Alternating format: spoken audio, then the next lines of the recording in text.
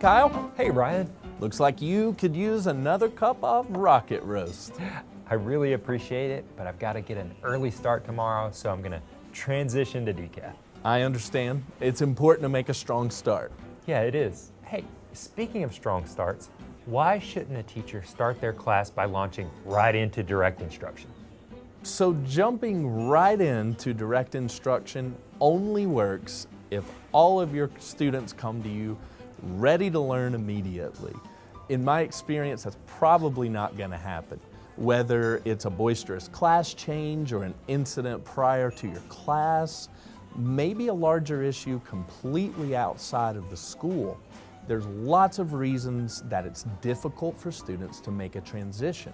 So by planning for one, you give every one of your learners the best chance to start that lesson off. Yeah, that's great.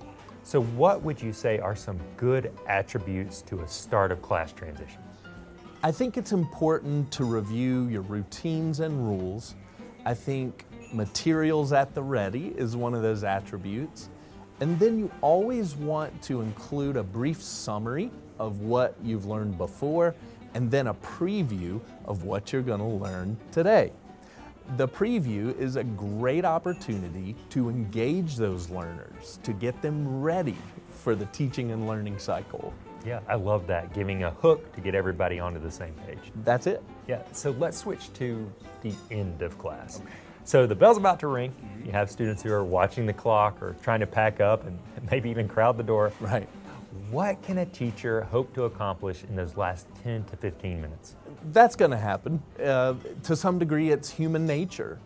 And so I think the most important thing for teachers to remember is that you don't want to introduce new content during that time.